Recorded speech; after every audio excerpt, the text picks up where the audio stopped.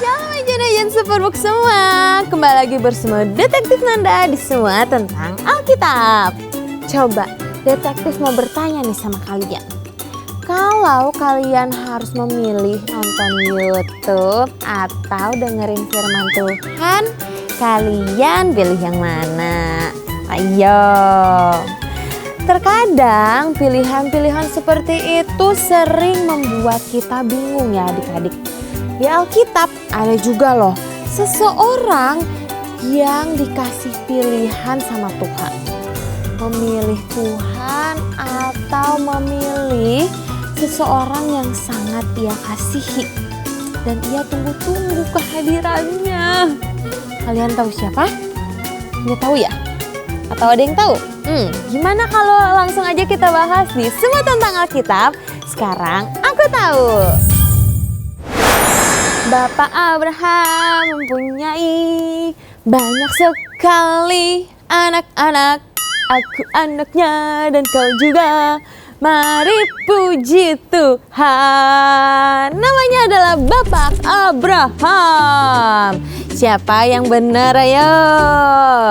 Nah, Ejen, jadi Bapak Abraham itu dan istrinya yang namanya Sarah sudah tua. Tapi mereka belum memiliki anak. Tapi suatu hari Tuhan datang kepada Abraham dan berkata seperti ini.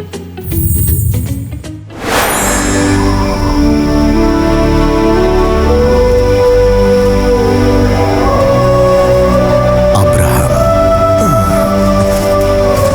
coba lihat ke langit, hitunglah bintang-bintang jika engkau dapat menghitungnya. Demikianlah banyaknya nanti keturunanmu. Mungkinkah bagi seorang yang berumur 100 tahun melahirkan seorang anak? Istrimu Sarah yang akan melahirkan anak laki-laki bagimu. Engkau akan menamai dia Ishak, dan aku akan mengadakan perjanjianku dengan dia, menjadi perjanjian yang kekal untuk keturunannya. Malam ini kupersembahkan padamu korban bakaran, Tuhanku, Allahku.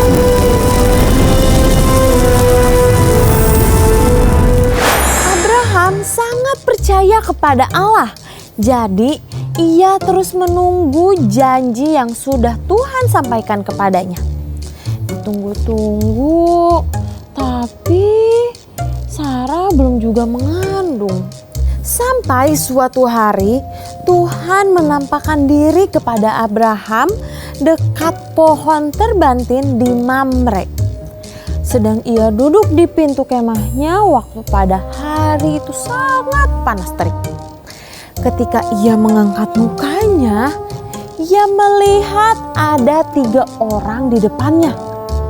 Sesudah dilihatnya mereka, ia berlari dari pintu kemahnya mendatangi mereka. Lalu sujud sampai ke tanah dan berkata,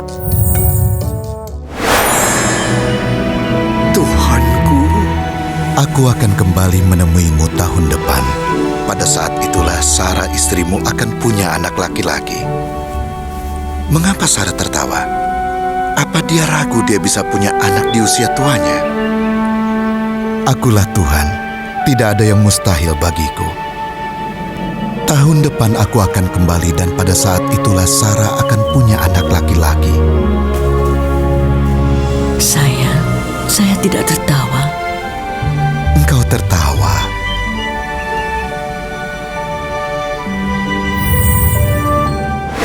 Setahun kemudian terjadilah apa yang difirmankan Tuhan. Akhirnya Sarah mengandung dan melahirkan seorang anak laki-laki dan dinamainya Ishak yang artinya tertawa. Saat itu Abraham sudah berumur 100 tahun.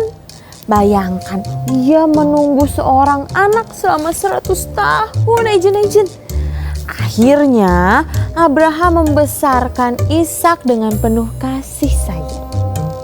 Tapi, suatu hari Tuhan datang kepada Abraham dan berkata sesuatu yang membuat Abraham sedih dan juga bingung.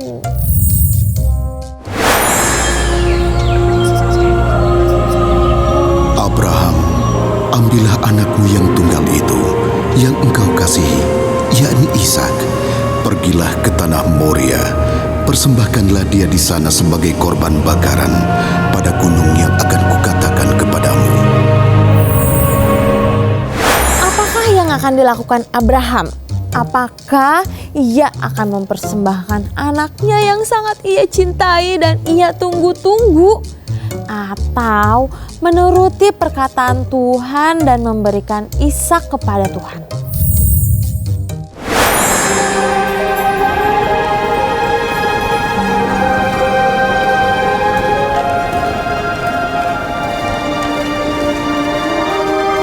Ayah, kita sudah ada api dan kayu. Tapi domba untuk korban bakarannya mana?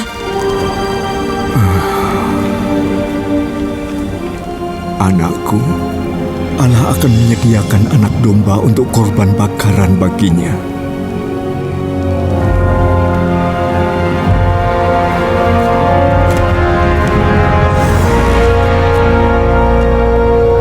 Tuhan, beri kekuatan untuk melakukan yang Kau minta.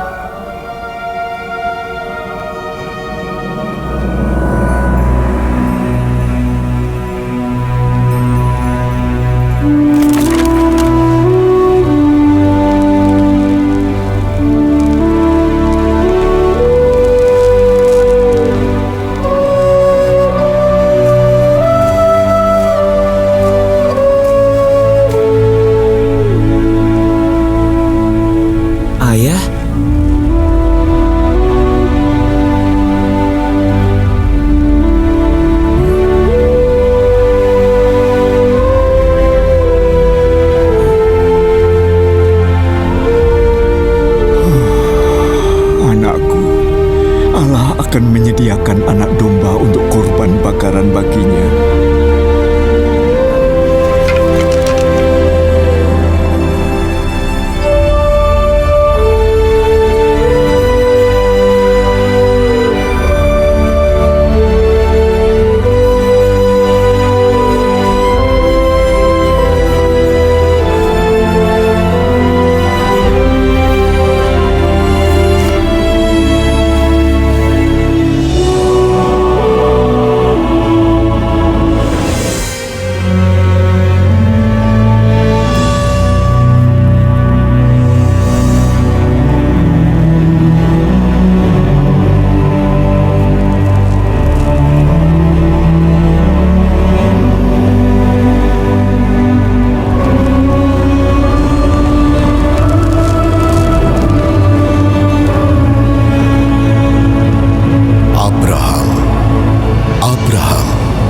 Jangan bunuh anak itu, dan jangan kau apa-apakan dia, sebab telah kuketahui sekarang engkau takut akan Allah, dan engkau tidak segan-segan untuk menyerahkan anakmu yang tunggal kepadaku.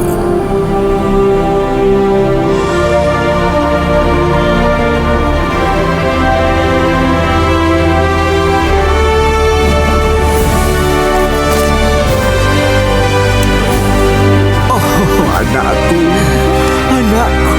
Ayah. Ishak, ambil domba itu dan kita persembahkan sebagai korban. Allah telah menyediakannya. Oleh keturunanmu lah semua bangsa di bumi akan mendapat berkat, karena engkau mendengarkan firman-Ku. Imannya yang sangat besar kepada Tuhan, Bapak Abraham disebut sebagai Bapak orang beriman ejen-ejen. Ia lebih memilih untuk melakukan kehendak Tuhan dan taat apapun yang terjadi, apapun yang harus dilakukan, ia mau tetap taat. Tapi Tuhan ternyata hanya mau menguji bagaimana imannya kepada Tuhan. Dan Abraham lulus ujiannya dan ia diberkati dan benar-benar ia memiliki keturunan sebanyak bintang di langit. Jadi adik-adik, di dunia ini banyak sekali pilihan yang harus kita ambil. Tapi kita harus selalu ingat kalau kita harus mendahulukan Tuhan di atas segalanya ya. Sehingga kita bisa menjadi anak-anak Tuhan yang taat dan menjadi berkat untuk sekitar kita. Semua tentang Alkitab hari ini selesai. Kalau kalian mau request, Kak aku mau bahas tentang ini dong, Kak aku mau bahas tentang ini dong, kalian bisa langsung aja DM ke Instagramnya Superbook Indonesia, oke? Semua tentang Alkitab hari ini selesai. Sampai berjumpa minggu depan. Dadah! Sekarang aku tahu.